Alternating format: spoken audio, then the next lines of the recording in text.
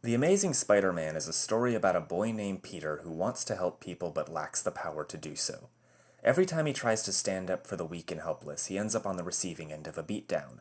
After being bitten by a genetically modified spider, he's suddenly given more power than he knows what to do with.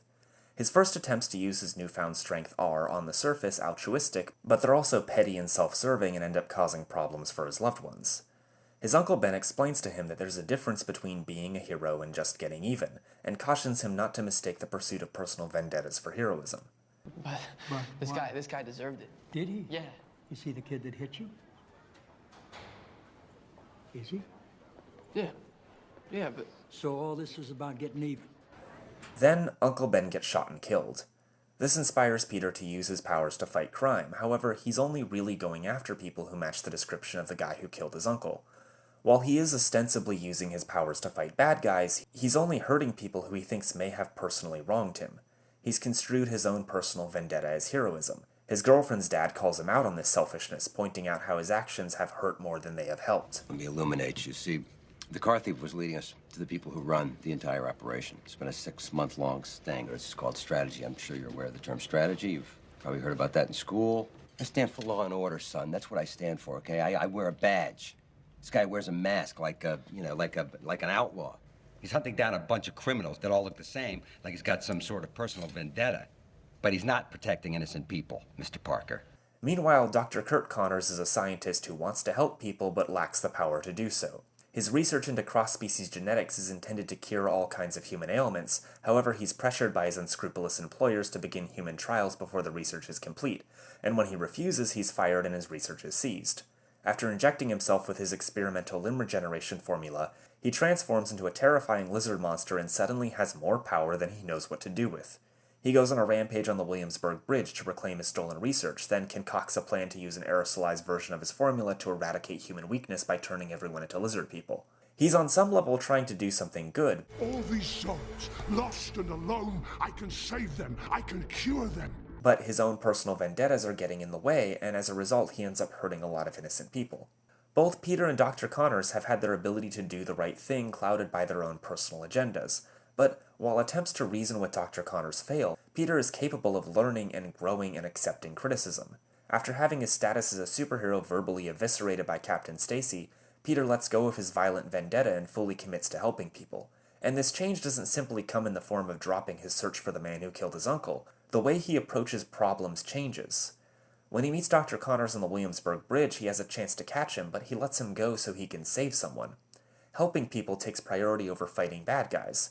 When he can, he makes sure there's no innocence in the way, and when he can't, their safety always comes first. I'm gonna throw you out the window now. Even the way he tangles with opponents changes. After the midpoint of the movie, Peter barely even throws a punch, instead choosing to dodge, redirect, and incapacitate. As Dr. Connors puts his plan into motion, Peter risks his life to stop him, earning him the respect of the man who had previously disapproved of him and fully coming into his own as a superhero. Here. You're gonna need this.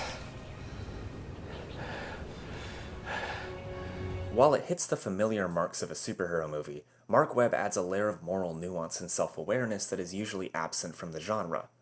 But that's not the whole story, is it? There's a whole lot more going on here. Let's try this one more time. The Amazing Spider-Man is a story about a boy named Peter who as a child is abandoned by his parents and raised by his aunt and uncle.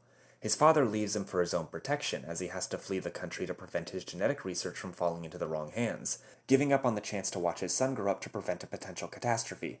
However, the consequences of this personal sacrifice are not solely directed at Richard Parker, as the absence of his parents caused Peter to grow up angry, bitter, and disaffected. Richard prioritized the greater good over his responsibility to be there for his son, and Peter suffered for it. Then, Peter is bitten by a genetically modified spider and is granted more power than he knows what to do with. Peter feels a responsibility to use these newfound abilities for the greater good. His nighttime outings as a superhero take a physical and mental toll as he starts spending more and more time being Spider-Man and less time being Peter, sacrificing his personal life so that he can spend more time helping people. When his Aunt May starts getting worried about him, he pushes her away, refusing to tell her what's happening with him for her own protection. He sacrifices his relationship with his only remaining parent figure for the sake of the greater good, but he is not the only one bearing the consequences of that sacrifice. Over the course of the movie, he learns how to be a better hero, yet he is always placing heroism over his personal relationships. And while as Spider-Man, his obsession with moving innocents out of harm's way makes him a better superhero, as Peter, his compulsion to push away his loved ones to avoid hurting them ends up hurting them even more. At the end of the movie, a dying Captain Stacy makes Peter promise to stay away from Gwen, to keep his life as Spider-Man from hurting her. I think a lot of people misinterpreted this plot point, assuming that Captain Stacy thought Gwen's association with Spider-Man might inspire villains to come after her or something, but really he wasn't trying to protect her from physical harm. Earlier in the movie, Gwen talked about constantly worrying that her dad wasn't going to come home that night. Every day for as long as I can remember, my father has left every morning and he's put a badge on his chest and strapped a gun to his hip. And every day for as long as I can remember, I haven't known if he was going to make it home. Captain Stacy didn't want his daughter to have to worry about a loved one like that again. He's not afraid of Gwen being hurt by a supervillain, he's afraid that she might have to watch her boyfriend die. And Peter keeps his promise. He abandons Gwen for her own protection, for the greater good. He does to her what his father did to him as a kid. But the thing is, Peter doesn't just have a responsibility to be Spider-Man. He has a responsibility to be Peter. His value as a person is not purely defined by how many people he can save or how many disasters he can avert.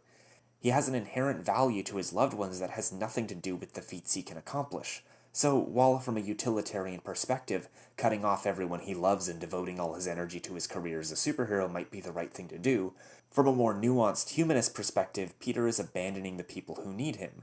Not Spider-Man, Peter. And Aunt May tells him this. He's good. Peter is good. He has a value to his loved ones and a responsibility to exist, not just as a two-legged representation of his impressive accomplishments, but as himself. And so Peter breaks his promise. Don't make promises you can't keep, Mr. Parker. Yeah, but those are the best kind. This line that so many shallow internet reviews mocked, having missed the entire point of the last 2 hours, is the answer to a question that was asked in the first scene of the movie. Peter is abandoned for the sake of the greater good, and over the course of the picture he begins to repeat the pattern that his father laid out for him, seeing his self-worth as a reflection of what he can tangibly do for other people, not seeing that he's already doing something just by being there. And by choosing to withdraw and push people away, however noble his intentions are, he hurts them. There are a lot of things I really love about this movie. I love how cohesive the production design is, how it isn't just our world but with superheroes in it, but seems to take place in a version of 2012 that's just ever so slightly into the future, where the cops have sci-fi stun guns and seniors in high school work internships at genetics labs. The world is one where Spider-Man and the Lizard don't feel at all out of place. I love how textured everything is. I feel like I know what every surface in the movie feels like, from the two-tone pattern on the fabric of the suit to the wet streets of sci-fi New York. I love the mechanical web shooters, I love the noise they make, and the little pneumatic puff that accompanies every shot, and the design that implies that they aren't spraying web out like silly string, but launching a web line like a pylon. I love that we get to see Peter making them. I love that Peter's scientific abilities and talent for engineering are frequently relevant to the plot instead of just being attributes that we're informed about through dialogue. I love everything about this suit, the fact that the production design team spent months making sure that every element of it was something that a 17-year-old could realistically get his hands on. I love that it's not impossibly skin tight, but instead wrinkles and flexes and feels like something you could actually move around in. I love the entire cast. Everyone has incredible chemistry, not just Andrew Garfield and Emma Stone, but Martin Sheen and Sally Field. I really believe that they've been married for years and that they've known Peter all his life. Something is very wrong. Yeah. Nobody likes your meatloaf. All of the relationships in this little family unit feel real, and everyone in this cast is likable, even the antagonists. None of these characters are simply plot devices or obstacles or rewards. They're all people, flawed and complicated and three-dimensional. And you know what? I love the fucking skateboard. It's in character, and it makes Peter feel like an actual person with actual interests instead of just a generic nerd stereotype. Because science geeks have actual interests and hobbies. Anyone who thinks that making Peter a skater made him too cool clearly wasn't paying attention to where skaters actually fell on the social ladder in high school. Every skater I knew in high school was an enormous geek. Skateboarding is not and has never been a path to teenage popularity. Avril Lavigne literally wrote an entire song about how unpopular skaters were.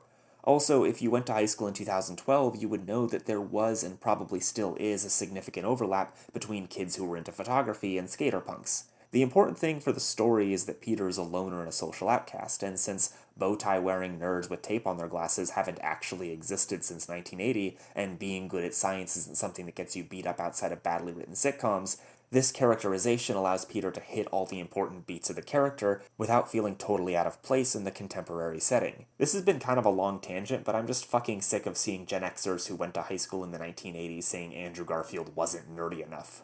I love how tightly written the script is. Everything that gets set up gets paid off, from the obvious things like the Ganali device to the tiny things like Peter not knowing what the fuck Branzino is. Do you like Branzino? Like a fish? No, I know. You're having trouble there, aren't you? The head goes on the other. Simon, help Gwen's friend with his fish. But the thing that keeps me coming back to this movie over and over and over again, after nearly a decade, is its themes. See, I was what you would call a gifted child. I devoured books like candy, breezed my way through school, made friends with my teachers, and was a pleasure to have in class.